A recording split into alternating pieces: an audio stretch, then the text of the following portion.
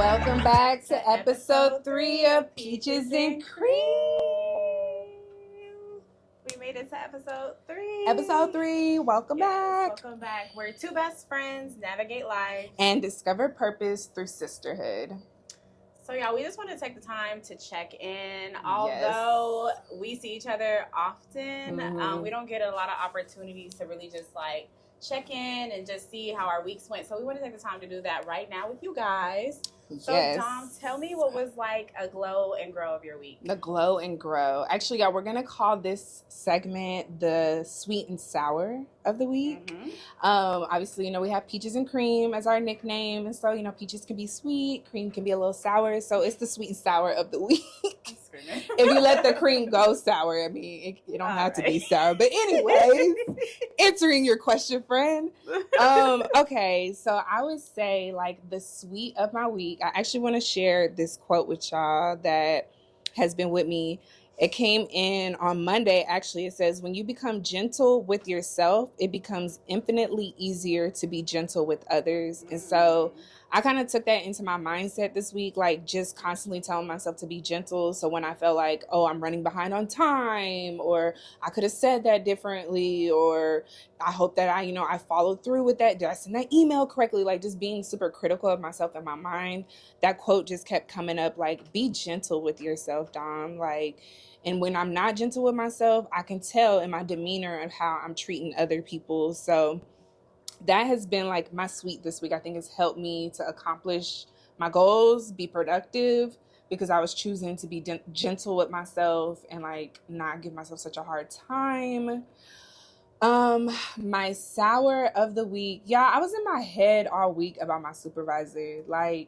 It's a new supervisor. I haven't hit my 3-month mark at this position. So it's just an adjustment to the leadership style.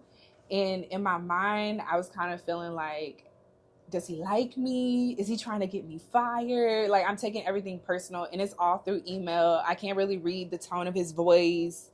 So by the end of the week, I talked to my mentor, and she basically just told me, Dom, you're in your head right now. He actually thinks you're a gem. He always speaks so highly of you.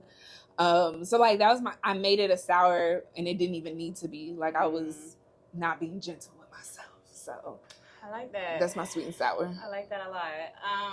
I can resonate with that, but I'm going to tell you mine. It's similar. So my sweet of the week was I was actually very critical of myself. I've been putting in 50 hours a week, just working between my full-time and my business.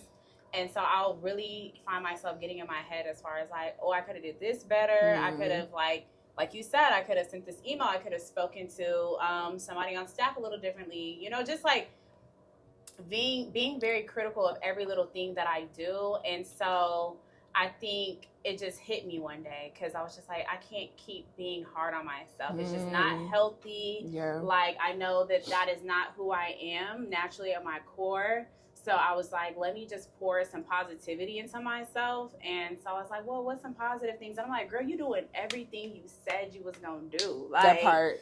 I have been working out. I've been working out consistently in the gym for a month and a half now. I have a personal trainer. Shout out to Get Up Randall. Yes. I have also been working 50 hours managing a business. So it's just I'm trying to a podcast. I'm here on a Sunday recording a podcast with my best friend. So everything that I said I wanted to do, I've been diligent and I've been doing it. So that is actually my sweet. Okay. My sour. Okay, so me and Dom we're Target girlies. And so we were in Target, was that last week? Sponsor and we picked up a Sarah Jake Roberts book. I think it's called No Woman Left Behind. Yeah. And it's a journal. So in the journal, she says, when Eve ate the forbidden fruit, the issue was that it created a distrust between God and herself. Thousands of years later, many women, including myself, still struggle with this internally. She might have said it differently. This is my own words now. So she says God's grace and mercy still extends no matter what. And so I feel I always question my decision making. And so something that I want to work on is standing on business. I want to stand on business. If that's how I felt, That's how I felt. That's how I felt. Yeah. And that's the decision I made. Then that's just that. And like, I have to trust my own intuition. I have to trust like the inner God in me. And so I think that that's something that I want to work on, because oftentimes, like, I think that's the root of it. That's why I was questioning every little thing that I did this week, because I'm just like, should I have done this? Should I not? Like, no, God extends grace and mercy no matter what. Like, and that's just that. So those are my sweet and sours. That's good. That journal, y'all, I highly recommend y'all checking it out. Now, granted, it's tough. It's like almost like shadow work. Like, she's asking you deep questions where you have to actually like look in the mirror and have some conversations with yourself. But it's definitely been having me self-reflect too. Like, that's where I got the fact that I'm not giving myself grace. Like, I'm beating myself up more than God is. Okay. Like, we're fulfilling everything we said we wanted to do. We're still implementing it daily. It's nothing but my thoughts that are really causing me to think anything differently than that. But yeah, that was good. Yeah. That's our sweet and sours of the week. Y'all drop y'all sweet and sours in the comments. We want to check in with y'all too, see how y'all doing. How are you handling your week? What are you doing to cope? Whether you like to use journals or other things, drop that down there in the chat for us. Okay. Yes. So let's get into it. So today we want to talk about comparison in all capacities. So a lot of times I'll see like the same, I'll use the word tired conversations on social media. What is it? Married versus unmarried, a wholesome versus non-wholesome, inside versus outside. Help me out. Kids, no kids, entrepreneur, 9 to 5, or natural versus embellishments, enhancements. Okay, like, you know, it's always a comparison. It is. It's always a comparison. So the title of this is Comparison is the Thief of Joy. Shout out to Theodore Roosevelt. That's his quote. But we love that quote. Love it. Use it all the time. We love that quote. Yeah, I think it's actually been like a reoccurring theme this week. The conversation just keeps coming up. And I know that I'm guilty of it myself. So I do want to preface that before we like dive into the conversation. But I think the biggest part is self-awareness and being able to recognize where you at in your journey. So going back to giving myself grace, when I'm not giving myself grace, I am super critical of other people or super closed-minded to seeing things from a different perspective, because that's what I'm also dealing with towards myself. And so the reason why we kind of like landed on this conversation is because we both have friends from different backgrounds, whether they're married, have kids, don't work different careers. So you come across so many different conversations, but to bring all those friends together in one room can be challenging, because sometimes we as women aren't able to just embrace everyone. And so it just kind of got me to thinking, like, what is that about? Like, why does it always have to seem like one choice is better than the other? Like, okay, you're married. Now that you're married, mind you, I met you, friend, when you were single, and now that you're married, now you think that all them single women, they just be out all the time, or they just always want to catch a flight, or and it's just like, it's not a competition. It's not a comparison. You made your choice to go that direction, and vice versa. You'll have some single women who may look at a married woman and judge her or feel like she gave up her career. It could be whatever the case may be, but the core of it is you're comparing your journey to your good sister's journey, and ultimately you're projecting what you probably wish you could have in your situation right now.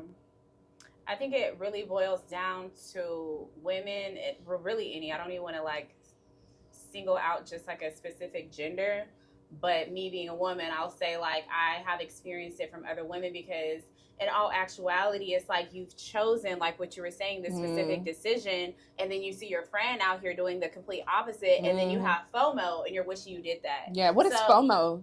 Miss Jackson, help us. Is fear of missing out. Yeah. Like, and I think social media is a big cause of FOMO, because a lot of times I'm not worried. Prime example. I had no interest of going to the Beyonce concert. I really didn't. I was like, I'm cool. Like, I'll catch her next time, whatever. And then I swear to you, I live in D.C., so I saw all my friends in D.C. going to the concert. And then maybe like 3-4 weeks later, I saw all my friends that are from Texas going to the Beyonce concert. So I had to see it twice on social media. And then I'm like telling Dom, like, should I be at the Beyonce Should I go? concert? I should have went.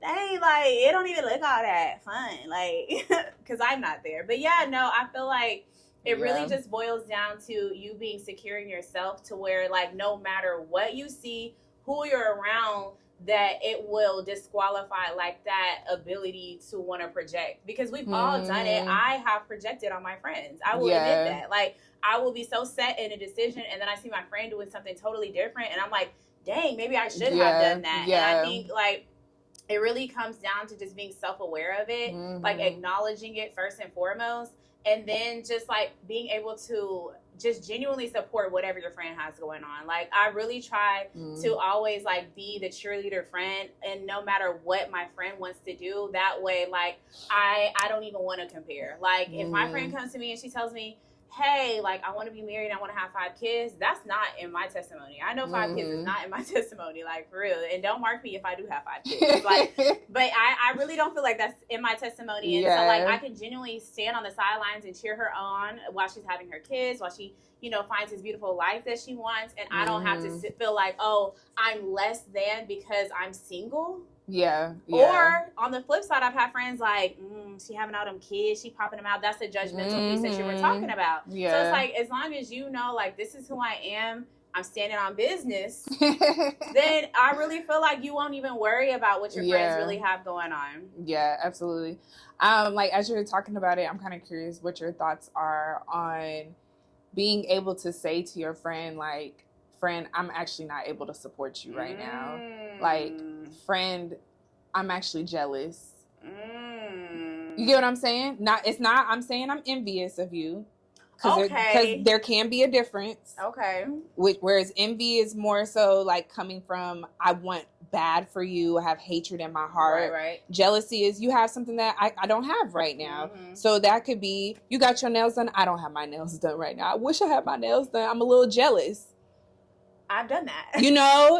Is that okay? Because sometimes, I think it depends on the certain degree of it. Like, if it is something as like trivial as my nails or my hair, because I've been in seasons where I'm really trying to stack my money, and I'm like, I can't really afford to get that done. It just doesn't make sense right now. And I might have a friend, for example, let's just take you. Like, say right now, I don't have nothing done, and I'm looking like, dang, my friend got a fresh braids, you know, she dripped out right now, got the Adidas on, and here I am in my raggedy clothes from 2009. Like, and I might be like, friend, you look good. Yeah. You look really good, and I'm jealous. Yes. I think that that's appropriate. I think that is, I want that to be normalized more. I want that to be normalized, but then, like, well, what if it's something that you've been working on for a long time? For example, like, say you got your LPC license, and I was working on that too, and you got it before me, and I came to you, and you're having like some type of celebration. I'm painting the picture right now. You're having some type of celebration, like, hey, you know, finally got my hours. I'm a licensed professional counselor,